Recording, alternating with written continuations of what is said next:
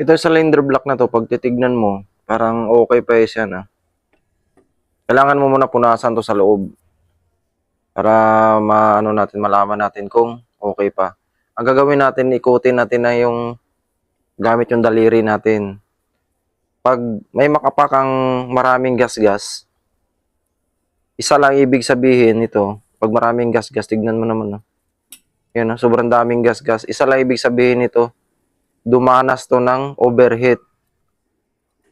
Kasi grabe yung gas-gas niya. Sobrang dami. Hindi na to kayang ibalik pa sa dati. Pagka, kahit napalitan natin to ng piston rings, sisingaw at sisingaw pa rin to. Mag-loss compression to.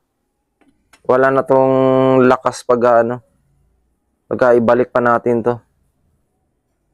So grabe ang niya, grabe yung gas-gas ng cylinder block na to. Tapos mayroon pang isang gagawin natin para malaman natin.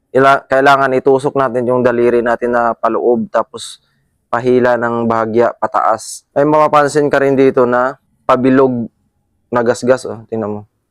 Yung nakapa natin kanina ay gas-gas pahaba. Ito naman yung gas-gas pabilog. Yan. Hindi lang kasi masyadong kita sa camera pero ako nakikita ko. Sa camera lang kasi hindi. Malabo yung camera ng cellphone. Kaya di masyado siyang kita. Pero pagkapain mo siya dito, kapang-kapa mo talaga, na grabe yung lalim ng gas-gas niya. Yun no. Pagkapa mo ng ganito, grabe yung lalim. Hindi na to kayang ibalik. Ito siya, oh, yan. Yan yung gas-gas na pabilog. Yan yung dyan tumitigil yung piston rings. Dumanas na to ng pagka-overheat kaya nagkaganito yung cylinder block na to. Dalawa lang yung paraan na gagawin natin dito. Iparibor to or palitan. Pag iparibor natin to mga paps, mga boss, hindi na siya yung sukat ng piston rings, hindi na siya kagaya ng stock.